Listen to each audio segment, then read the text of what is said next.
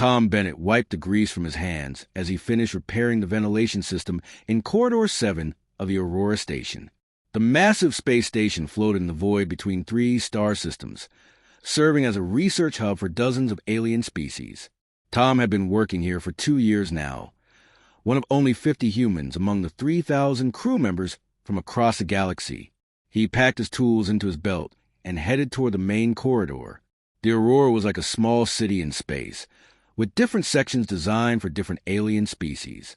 Some areas had thick methane atmospheres for the gas-breathing Nefarians, while others maintained the high gravity preferred by the rock-like Terrans. The human section was modest but comfortable, located near the station's center, where artificial gravity matched Earth normal. As Tom walked to the mixed-species common area, he noticed several of his alien colleagues watching him with what seemed like concern. The insectoid Dr. Vex approached him first, his 6 legs clicking against the metal floor. The doctor's compound eyes gleamed as he tilted his triangular head. Tom Bennett. Dr. Vex said in his translated voice that always sounded slightly mechanical. I must speak with you about an urgent matter. Tom stopped and set down his tool bag. What's going on, Doc? Someone's sick. Not sick, no, but there is a situation developing that concerns your safety. Dr. Vex's antennae twitched nervously. Your neighbor, the Felixian female Kira, is entering her mating cycle. This presents significant dangers for any male in close proximity. Tom blinked in confusion. Kira lived in the quarters next to his in the mixed-species residential block. She was a cat-like alien with golden fur and large emerald eyes, standing about 6 feet tall with a graceful build. They had shared several pleasant conversations over the past months, and Tom found her to be intelligent and friendly. Dangerous? Kira? She's one of the nicest people on this station, Tom said with a laugh. What kind of danger are we talking about here? Dr. Vex's compound eyes focused more intently on Tom. You do not understand Felixian biology. During their heat cycles, which occur every 18 months, female Felixians become extremely aggressive in pursuing potential mates. Their strength increases dramatically. Their pheromone production reaches dangerous levels for most species, and they will not accept rejection. Come on, document. She's maybe 20 pounds heavier than me. How dangerous could she be? Before Dr. Vex could answer, another voice joined the conversation. Very dangerous human. The speaker was Rock, a massive Terran whose rocky skin looked like living granite. Despite his intimidating appearance, Rock was usually gentle and soft-spoken. I have seen Felixian females in heat before. They can tear through steel doors with their claws when pursuing a chosen mate. Tom looked between the two aliens, still not entirely convinced. So what exactly are you suggesting I do? Lock myself in my room for a few days? That would be wise, Dr. Vex said, but more importantly, you must secure your quarters properly. Felixians are excellent climbers and can manipulate most standard lock mechanisms. During heat, they become incredibly resourceful in reaching their chosen target. Rock nodded his massive head. The pheromones alone could overwhelm your human nervous system. Many species experience hallucinations or temporary paralysis when exposed to concentrated Felixian mating scents. Tom scratched his head, still finding the whole conversation surreal. Has anyone actually told Kira about this? Maybe she could just stay in her room or go to the medical bay until it passes. Dr. Vex and Rock exchanged what Tom interpreted as a meaningful look, though reading alien facial expressions was still challenging after 2 years. Felixians in heat do not respond to logical requests, Dr. Vex explained. Their mating drive overrides most higher brain functions. She may appear normal during early stages, but once the cycle peaks, she will act purely on instinct. And if she has already selected you as a potential mate, Rock added grimly, she will not be deterred by barriers or requests to stop.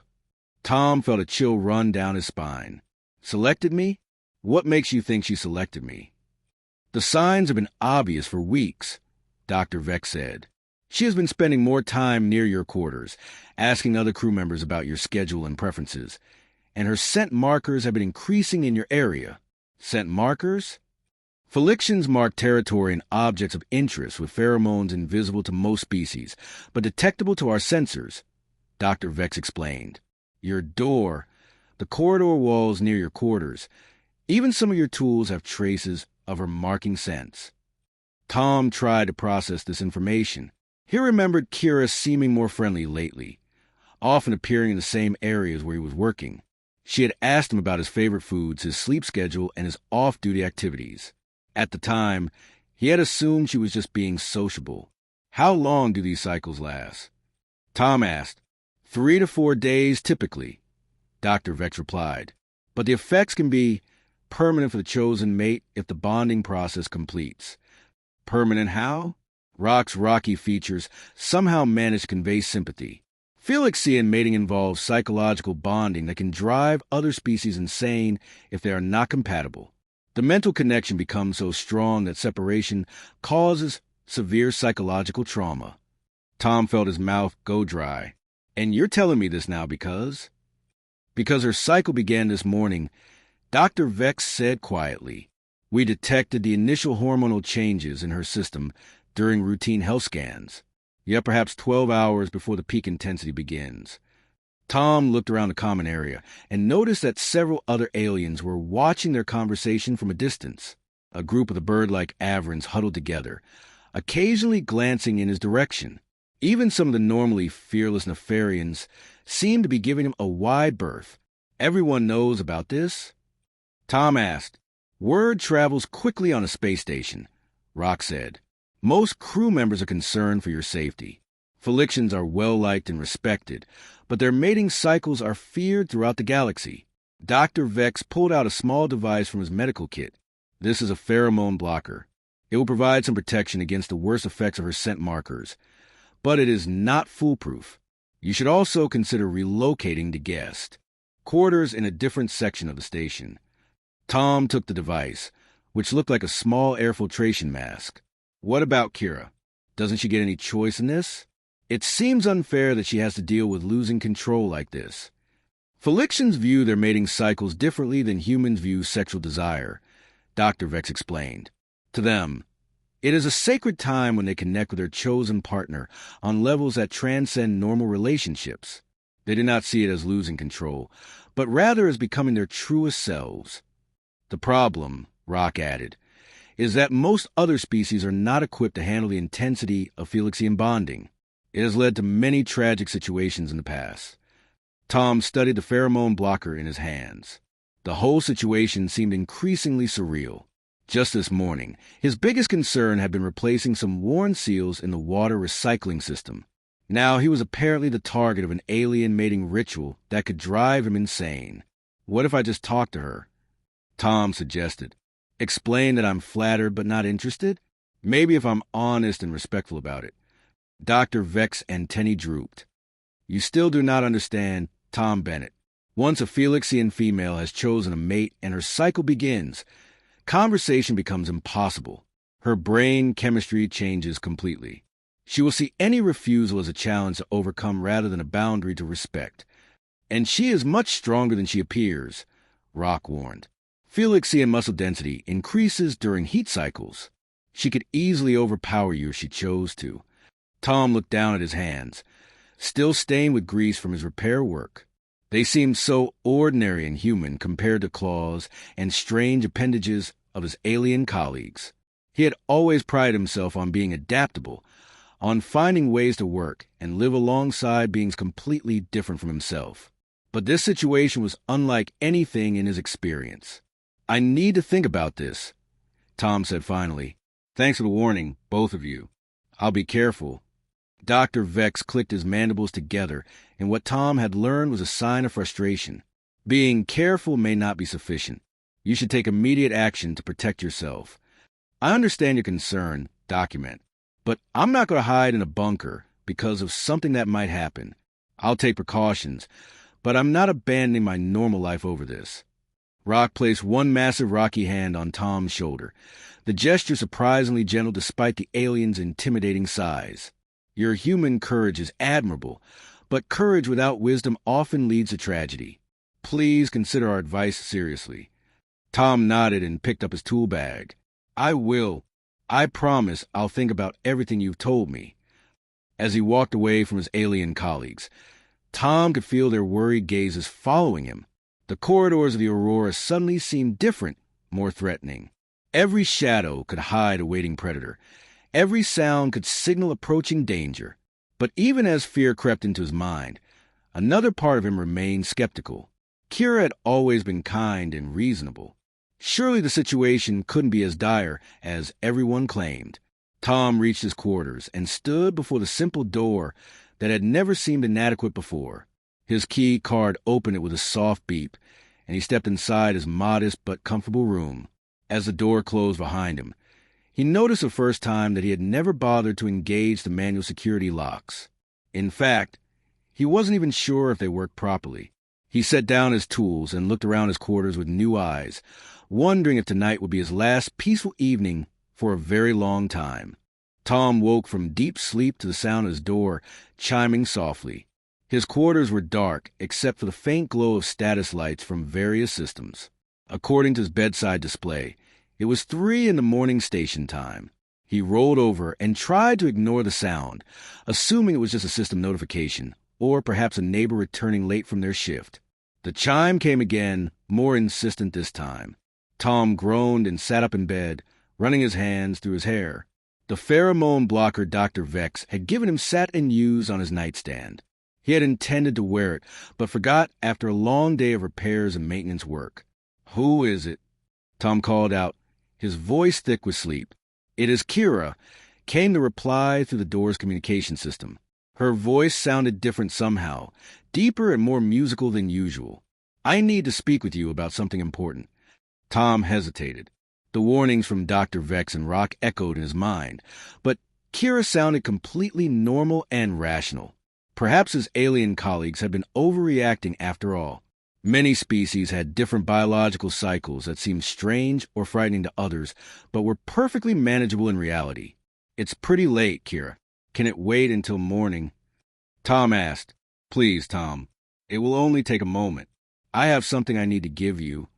Tom swung his legs out of bed and reached for his clothes. As he pulled on his shirt, he caught a strange scent in the air, something sweet and musky that made his head feel slightly foggy. He shook it off, assuming it was just the station's recycled air system acting up again. "Just a second," he called out, pulling on his pants. He walked to the door and paused with his hand on the control panel.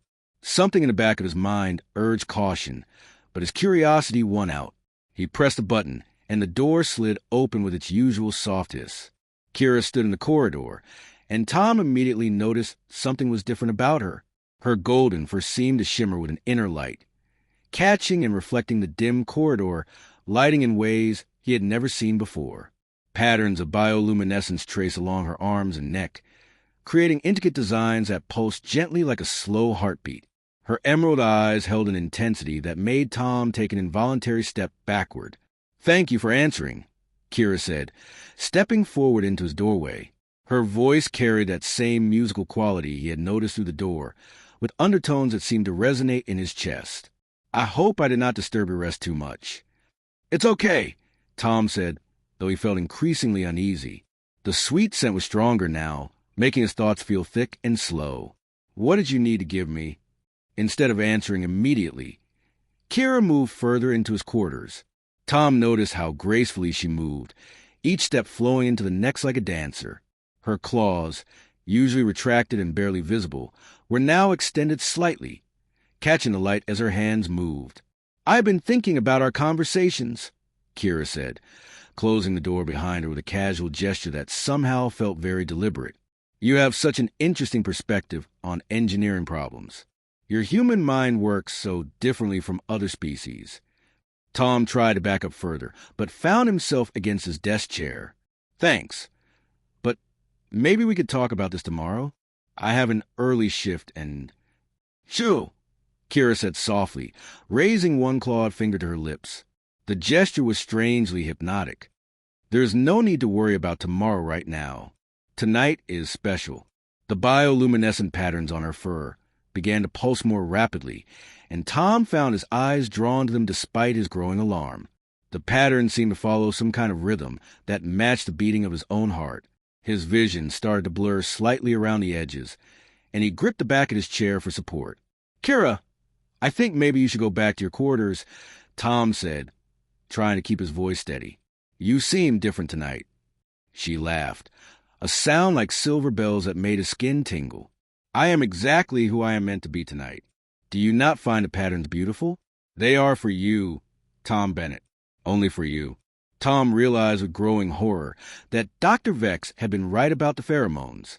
The sweet scent filling his quarters was affecting his nervous system, making his limbs feel heavy and his thoughts increasingly scattered. He tried to move toward the door, but Kira smoothly positioned herself between him and his only exit. "Where are you going?" she asked, tilting her head in a way that would have been cute under normal circumstances, but now seemed predatory. "We have so much to discuss." "I need some fresh air," Tom managed to say. "The air recycling in here seems to be malfunctioning." "The air is perfect," Kira purred, stepping closer. "It carries my scent, so you will know me better. Smell is very important to my people, Tom Bennett. It tells us who is compatible, who is worthy, who is meant to be together."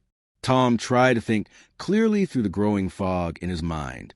He remembered the pheromone blocker on his nightstand, but it might as well have been on another planet for all the good it would do him now. Kira was between him and any chance of escape, and he was beginning to understand just how much stronger she was than him. "Your scent has been calling to me for months," Kira continued, moving with that same liquid grace around his small quarters. "At first I thought it was just curiosity about your species, but now I understand.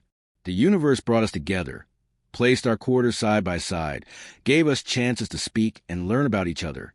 "Kira, listen to me," Tom said, fighting to keep his voice calm and rational. "This is just your biology talking. Dr. Vex explained about Felixian mating cycles. You're not really thinking clearly right now." Her emerald eyes flashed with something that might have been anger or amusement. "Dr. Vex knows nothing about what I think or feel. He sees only chemical reactions and biological processes. But what is happening between us is much more than biology." She reached out with one clawed hand and gently touched his cheek. Her touch was surprisingly warm, and the contact sent strange tingles through his nervous system.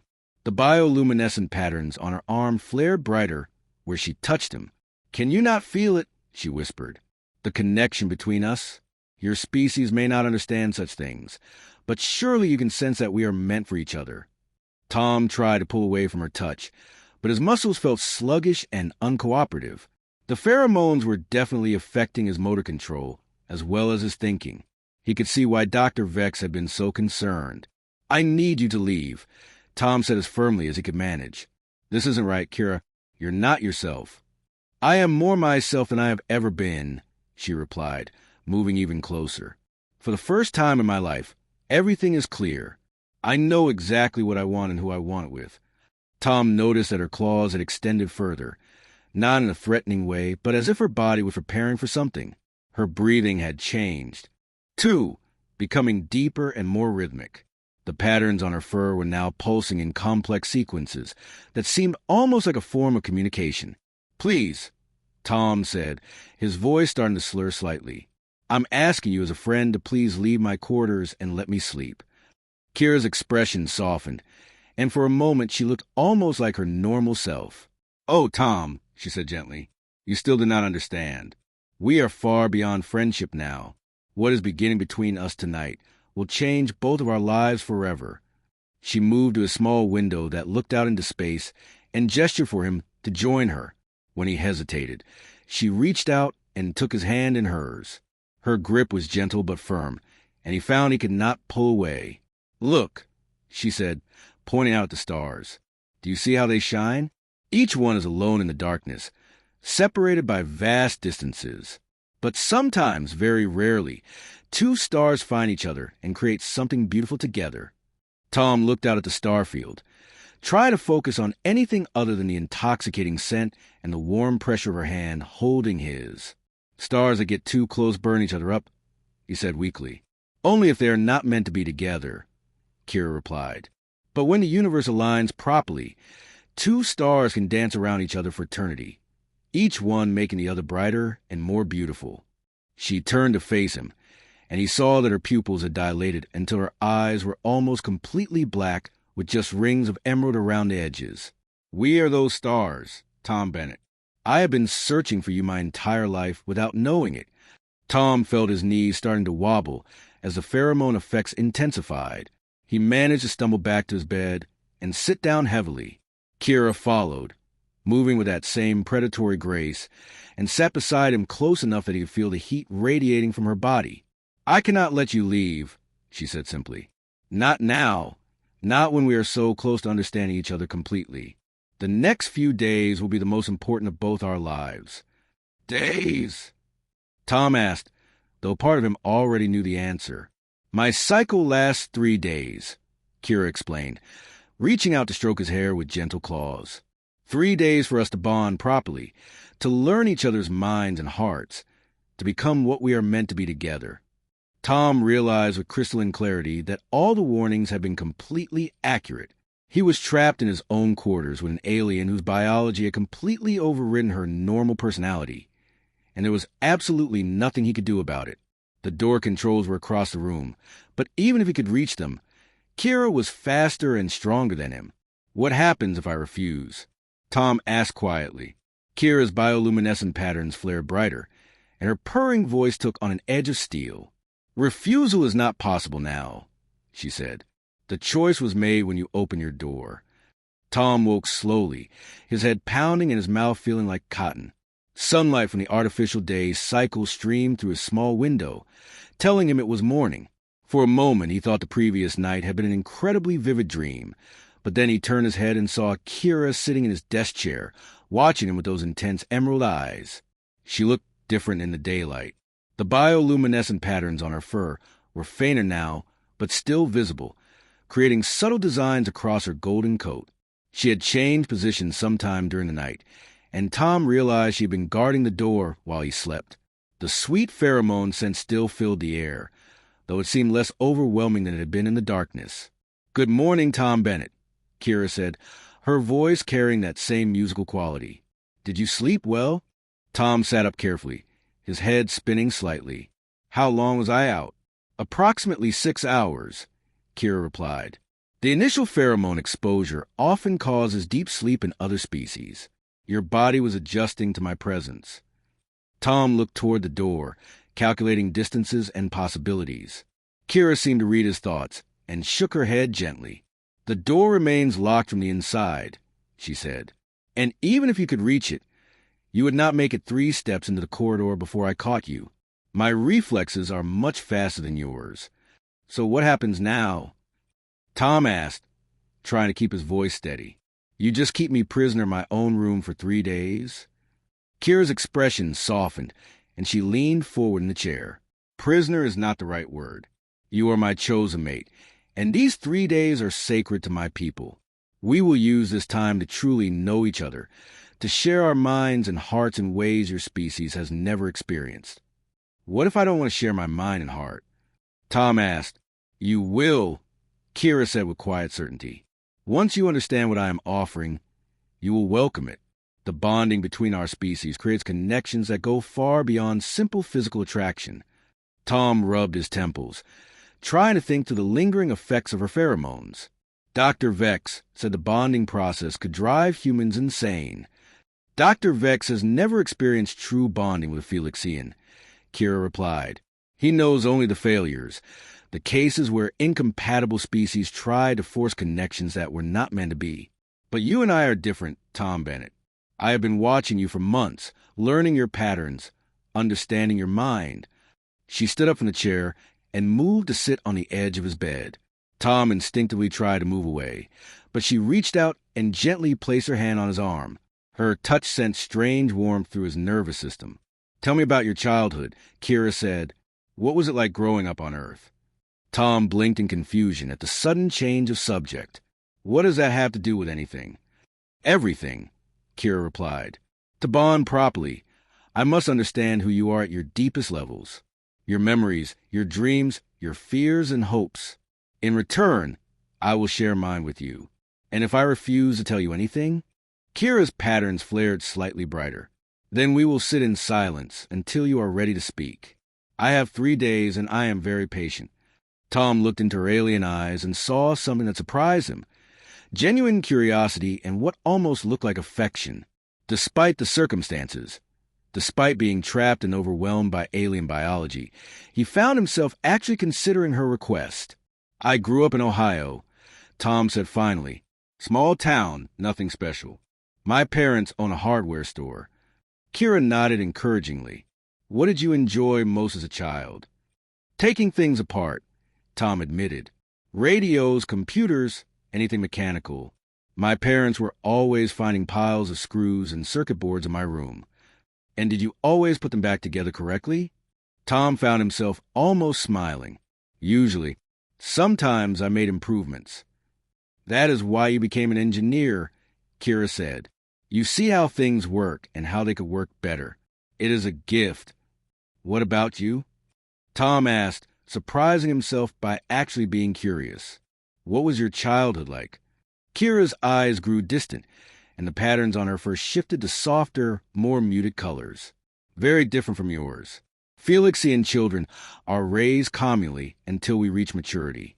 We learn to hunt, to track, to understand the connections between all living things." "That sounds lonely," Tom said. "Not lonely," Kira corrected. "Connected. We feel the emotions and thoughts of our pack from birth. Privacy, as you understand it, does not exist for us. We share everything: joy, fear, pain, love." Tom tried to imagine growing up without any private thoughts or feelings. "How do you maintain your individual identity?" "Individual identity is less important to us than group harmony," Kira explained. "But each Felixian has their own role, their own strengths. Mine was always sensing connections between seemingly unrelated things." "Is that why you chose me?" Tom asked. "Because you sense some kind of connection?" Kira moved closer on the bed, and Tom noticed that her alien scent was starting to affect him again. His thoughts became slightly fuzzy around the edges. "I chose you because your mind works like mine," she said. "You see patterns and possibilities that others miss. When you repair systems on the station, you do not just fix what is broken, you improve the design." Tom realized she was right. He did tend to make small modifications to systems when he repaired them, usually improving efficiency or preventing future problems. He had never thought of it as a special ability. "How could you know that?" Tom asked. "I have been watching you work," Kira said simply. "And I have been asking other crew members about your methods. Everyone speaks of how you make their systems work better than they ever have before." Despite his situation, Tom felt a flush of pride. "It's just common sense engineering." "No," Kira said firmly. "It is intuitive understanding of complex systems. It is exactly the same gift that allows me to sense connections between living beings. We think in similar patterns." Tom Bennett. She reached out and touched his forehead gently with one clawed finger. "May I show you something?" "What kind of something?" "A memory from my childhood. Felixians can share experiences directly through touch during bonding cycles. You will see what I saw, feel what I felt." Tom hesitated. Everything Dr. Vex had told him suggested that accepting any part of the bonding process was dangerous. But his curiosity won out, and he nodded slowly. Kira's touch grew warmer, and suddenly Tom's vision changed. He was no longer in his quarters on the Aurora station. Instead, he stood in a vast forest under an alien sky with 2 moons. The trees around him were unlike anything on Earth, with silver bark and leaves that chimed softly in the wind. Through Kira's young eyes, he watched a group of Felixian children stalking a small creature through the undergrowth.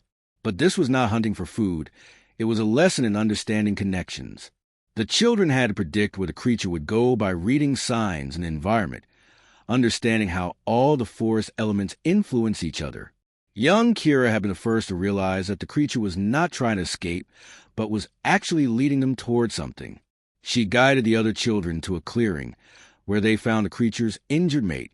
By helping heal the wound, they completed the lesson, understanding that everything in the forest was connected, and helping one part help the whole. The vision faded, and Tom found himself back in his quarters, staring into Kira's eyes. He felt strangely moved by what he had experienced. "That was beautiful," Tom said softly, "but also terrifying. How did you put images directly into my mind?" "It is natural for bonded Felixians," Kira explained. "During our cycles, we can share memories, emotions, even dreams. It allows mates to understand each other completely. And you want to do that with me for 3 days? I want to do that with you for the rest of our lives, Kira said. The 3 days are just the beginning. Tom felt a chill run down his spine. What happens after 3 days? If the bonding is successful, we will be connected permanently. You will be able to sense my emotions, and I will understand your thoughts. We will work together, think together, live together as one mind and 2 bodies. And if I'm not compatible, if the bonding fails, Kira's patterns dimmed slightly. Then you will likely suffer permanent psychological damage, and I will spend the rest of my life searching for what I lost. Tom stared at her in shock. You're willing to risk driving me insane? I am willing to risk everything, Kira said quietly, because I know we are compatible. Your mind called to mind from the moment we met. The connection is already there, Tom Bennett. These 3 days will simply make it complete. She moved even closer, and Tom found that he could not bring himself to pull away. Her alien pheromones were affecting him again, but more than that, he was genuinely curious about what she was offering. The shared memory had been unlike anything he had ever experienced. Show me another memory, Tom heard himself saying. Kira smiled, revealing sharp white teeth. Only if you share one with me first. True bonding requires equal exchange. Tom thought about his most meaningful childhood memory, the day his father had taught him to repair his first radio. As Kira touched his forehead again, he focused on that memory and somehow felt it flowing from his mind into hers. Her eyes widened as she experienced his past through his own perception, and Tom realized that whatever was happening between them was far more complex and dangerous than either Dr. Vex or Rock had explained. Tom lost track of time as he and Kira continued sharing memories throughout the second day. What had started as frightening alien mind manipulation had evolved into something far more complex and surprisingly intimate. Through her touch, he experienced her world through Felixian senses, the way sense carried emotional information, how her people could sense the health and mood of others through subtle chemical signals, the deep-packed bonds that shaped every aspect of their society. In return, Kira explored his human memories with fascination. She experienced his confusion the first time he saw snow, his pride when he fixed his grandfather's broken watch, his loneliness during his first months working in space. She seemed particularly interested in human concepts of individuality and privacy, ideas that were foreign to her communal species.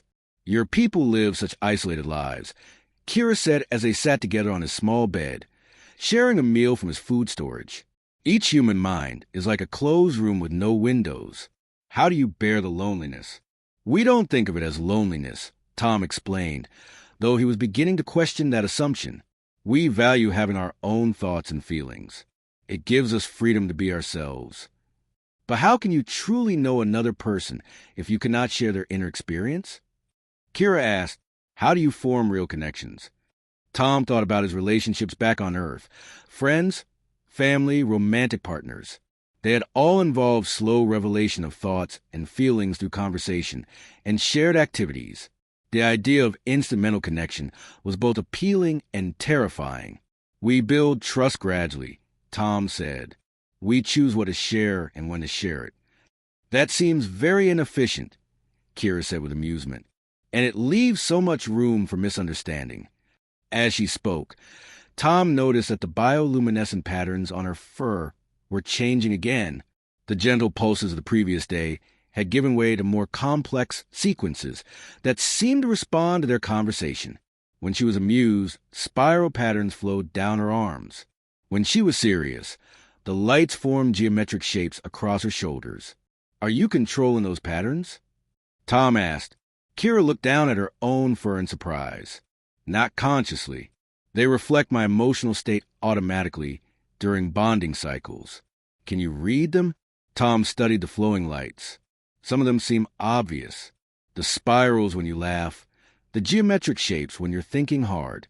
But there are others I don't understand. Those are more complex emotions that your language has no words for, Kira explained. Feelings that only exist in bonded relationships. She reached out and touched his hand, and Tom felt a warm sensation flow through the contact. It was not just physical warmth, but something deeper, a sense of comfort and belonging that he had never experienced before. "What was that?" Tom asked. "A feeling we call nest warmth," Kira said. "It is the emotion of being completely safe with another being, knowing they understand you perfectly and will never judge or abandon you." Tom had to admit the sensation had been pleasant, unlike anything in his human experience. "Is that what bonding feels like?" "That is only the beginning," Kira said. "Full bonding creates connections your mind cannot yet imagine." A sudden alarm sound echoed through the station's corridors, followed by an announcement over the communication system. "Attention, all crew members. We are experiencing minor system fluctuations in sections 7 through 12. Engineering teams, please report to your assigned stations." Tom immediately started to get up. "That's my section. I need to check the repairs I made yesterday." Kira's hand closed around his wrist with surprising strength. "You cannot leave during my cycle. The bonding process is at a critical stage. People could be in danger if those systems fail," Tom protested. "I'm the only one who knows exactly what I modified in that section. Other engineers can handle the repairs," Kira said firmly. "Your responsibility now is to complete our bonding." Tom felt a surge of frustration and tried to pull away from her grip. "This is exactly what everyone warned me about." "You're not thinking clearly, Kira. You're letting your biology override common sense." The patterns on Kira's for flare brighter, and her eyes narrowed. "Do not presume to tell me what I am thinking. I understand the situation perfectly." "Then let me go fix the problem and come back," Tom said. "If we're really bonding, you should trust me to return." "Trust has nothing to do with it," Kira replied. "If you leave the range of my pheromones for more than a few hours during this critical period, the partial bonding we have achieved will collapse. The psychological shock could damage both of us permanently." Tom stared at her in shock. "You didn't mention that before." "I hoped it would not be necessary to confine you completely," Kira said. "But the bonding is proceeding faster than I expected. Your human mind is more adaptable than most species." The alarm sounded again, more urgently this time. Tom could hear running footsteps in the corridor outside his quarters. His engineering instincts screamed at him to help with whatever crisis was developing. "Please," Tom said, "let me at least contact the other engineers and tell them what to look for. I can do it from here, without leaving." Kira considered this for a moment, then nodded slowly. "You may use a communication system, but I will monitor everything you say." Tom activated his quarters comm unit and contacted the engineering section. The voice that answered belonged to Marcus, a human engineer who had arrived on the station just a few months earlier. "Tom, thank God you're available," Marcus said. "We've got cascading failures in the atmospheric processors you worked on yesterday. The whole section might have to be evacuated if we can't stabilize them." "What exactly is failing?" Tom asked, his professional focus overriding his personal situation.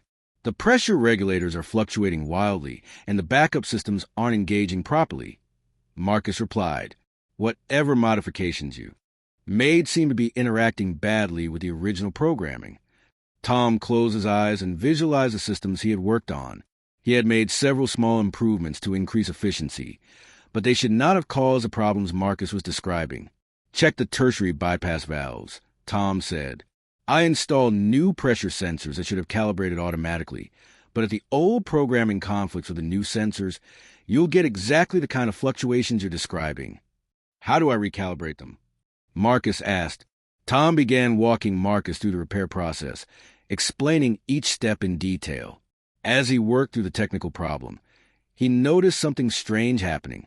His mind felt sharper and more focused than usual, as if he could see the entire system more clearly than ever before. "Try running a level 3 diagnostic on the primary manifold," Tom said, the solution appearing in his mind with unusual clarity. "That worked," Marcus replied with obvious relief. "How did you know to check that?" "It's not even connected to the systems that were failing." Tom paused, realizing he had somehow intuited a connection that should not have been obvious. He looked at Kira, who was watching him with interest. "Everything is connected," Tom said slowly, remembering the lesson from Kira's childhood memory. "The primary manifold affects pressure distribution throughout the entire network. You've never seen system interactions that clearly before, Marcus said. It's like you suddenly understand the whole station's engineering layout at once. After Tom finished helping Marcus, he disconnected the comm unit and turned to Kira. What just happened to me? Your mind is beginning to integrate with mine, Kira explained. My people's ability to sense connections is starting to merge with your technical knowledge. You are becoming able to see system relationships that were previously invisible to you. Tom felt both amazed and terrified. Is that permanent? If our bonding completes successfully, yes, Kira said. You will retain enhanced pattern recognition and systems understanding for the rest of your life. In return, I will gain access to your logical thinking processes and problem-solving abilities. And if the bonding fails, then we both lose everything, Kira said quietly. I would lose my connection abilities entirely, and you would likely suffer severe cognitive damage. Tom sank into his desk chair, overwhelmed by the implications. Why didn't you tell me the stakes were this high? Would you have been willing to try if you had known? Kira asked. No, Tom admitted. Definitely not. Exactly, Kira said. But now that the process has begun, we must see it through. Stopping halfway will be far more dangerous than continuing. Tom rubbed his forehead, feeling the weight of the impossible choice. So either we complete this bonding and hope it works, or we both end up damaged for life. The bonding will work, Kira said with conviction. I can feel how compatible our minds are becoming. Your human adaptability is allowing you to integrate with my mental patterns without losing your own identity. How can you be so certain? Kira moved to stand behind his chair and placed her hands gently on his shoulders.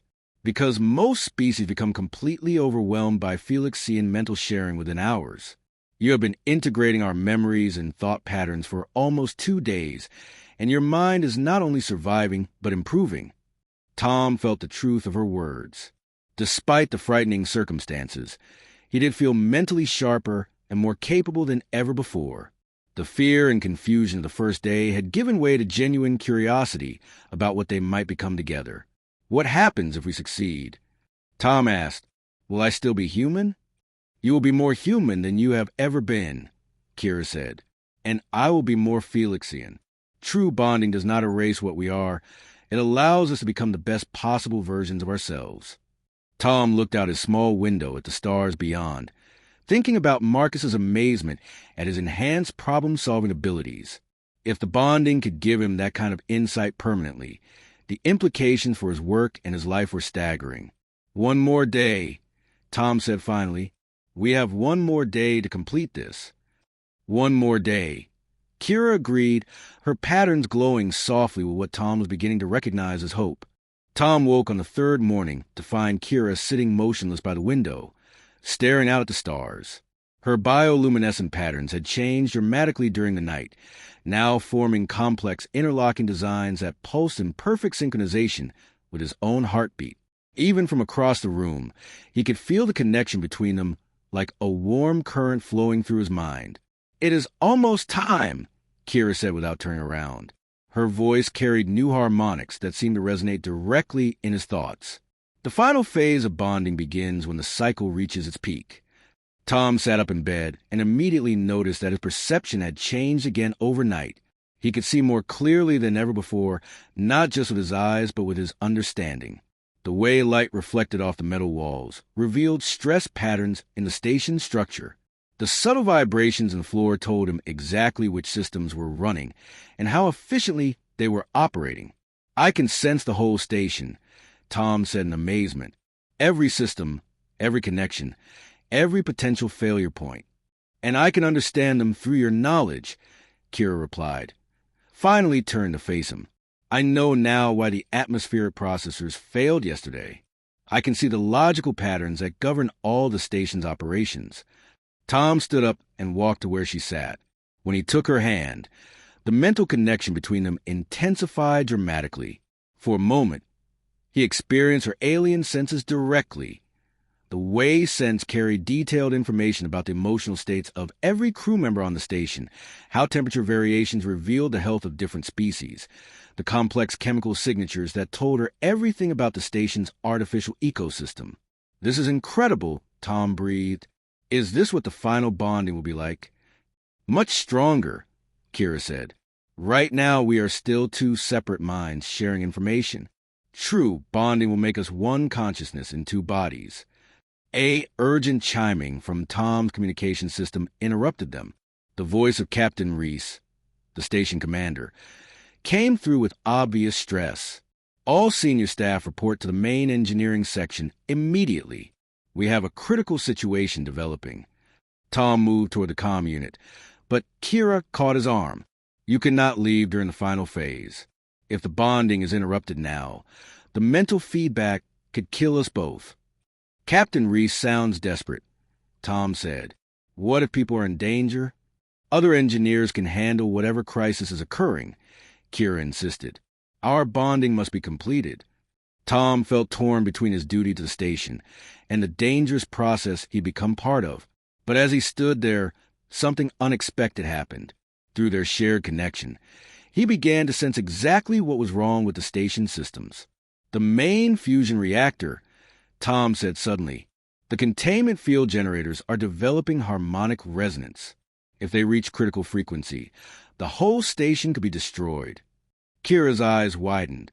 How can you know that from here? I can feel it through the station structure, Tom replied. The vibrations are building in a pattern that will reach catastrophic levels within hours. Tom activated the comm system and contacted Captain Reese directly. Captain, this is Tom Bennett. I think I know what's happening with the reactor. Tom, where are you? Captain Reese replied. We need you in main engineering immediately.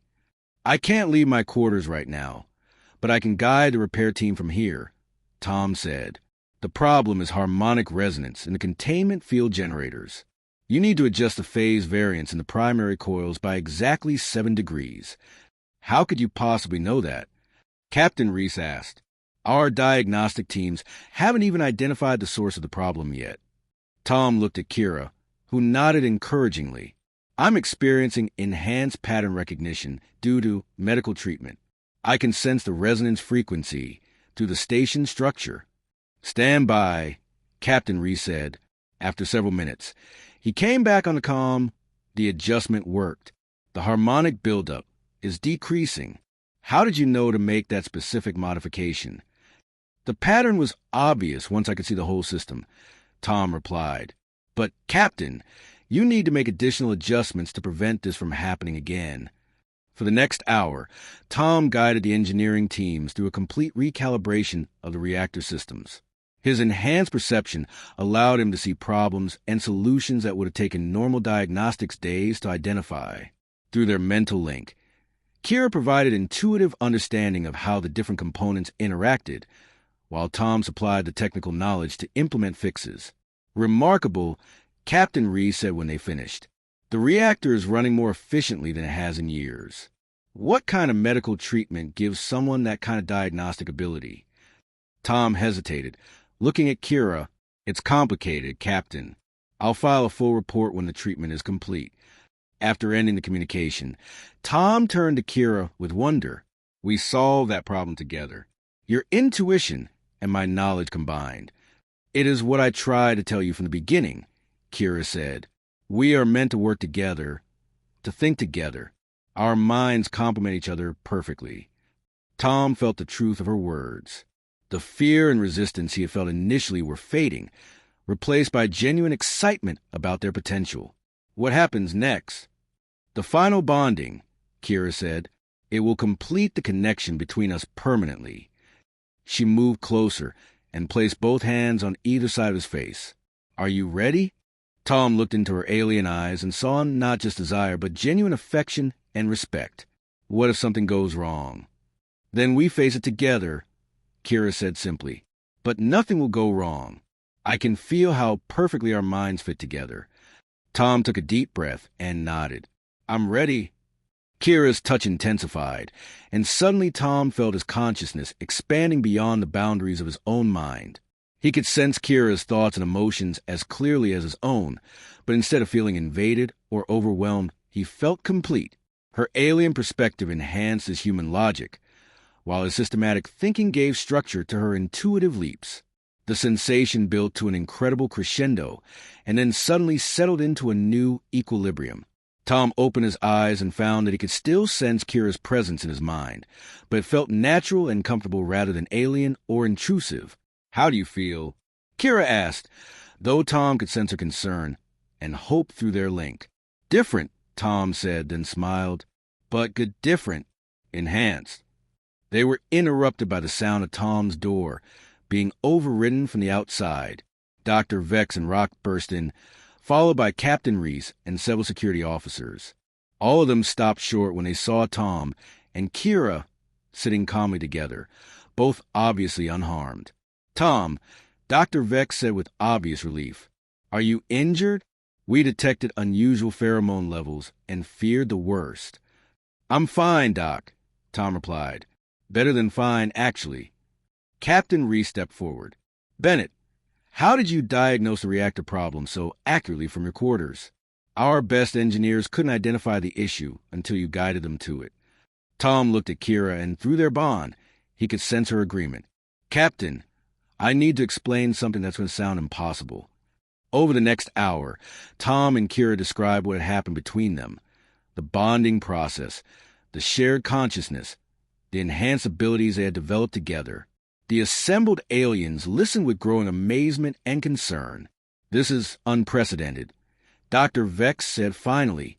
"Successful bonding between a Felixean and another species has never been documented." "Because other species aren't adaptable enough," Rock observed. Human flexibility allowed Tom to integrate with Felixean mental patterns without losing his own identity. Captain Reese studied them both carefully. "And you're both fully functional? No psychological damage or impairment?" "We're more functional than either of us was individually," Tom replied. "The combination of human logic and Felixean intuition creates capabilities neither species has alone." "Demonstrate," Captain Reese said. Tom and Kira exchanged a look, then turned their attention to the station around them. Through their shared senses, they could perceive problems and inefficiencies throughout the entire structure. Tom began describing optimization possibilities for life support systems, while Kira identified stress points in the station's social dynamics that could lead to crew conflicts. "Incredible," Captain Reese murmured. "You're functioning as a single analytical unit." "Not a single unit," Kira corrected. "Two minds working in perfect harmony." 6 months later, Tom and Kira had become the Aurora Station's most valuable problem-solving team. Their unique partnership had led to breakthrough discoveries in both engineering and xenobiology.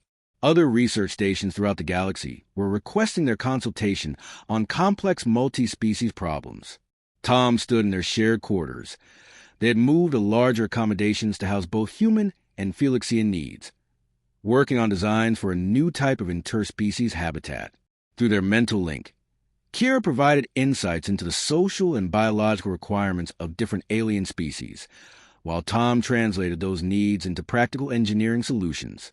"The Terrans will need higher gravity in this section," Kira said, pointing to their shared holographic display. "Already accounted for," Tom replied, "and the atmospheric processors can handle multiple gas mixtures simultaneously." They worked together with the easy cooperation that had amazed their colleagues for months. What had begun as alien biology overwhelming human caution had evolved into something unprecedented, a true partnership that enhanced both of their species' natural abilities. "Do you ever regret what happened?" Tom asked during a break in their work. Kira moved closer and took his hand. Through their bond, he felt her contentment and love, emotions that translated perfectly despite her alien nature. "Never," she said. "You gave me the ability to understand logic and structure. I gave you the power to see connections and patterns. Together we can solve problems that neither humans nor Felicians could handle alone." Tom looked out their window at the stars beyond, thinking about all the other species in the galaxy who might benefit from similar partnerships. Humanity's greatest strength had always been adaptability, the willingness to embrace change and form connections with the unknown. "What's our next project?" Tom asked. Kira smiled, her bioluminescent patterns glowing with excitement. "I received a message today from a research station near the galactic core. They have a problem that requires both human engineering and Felixean social intuition to solve. "Sounds perfect," Tom said, squeezing her hand. "When do we leave?" Through their mental bond, they both felt the same emotion, anticipation for the adventures and discoveries that lay ahead, and gratitude for the unexpected path that had brought them together.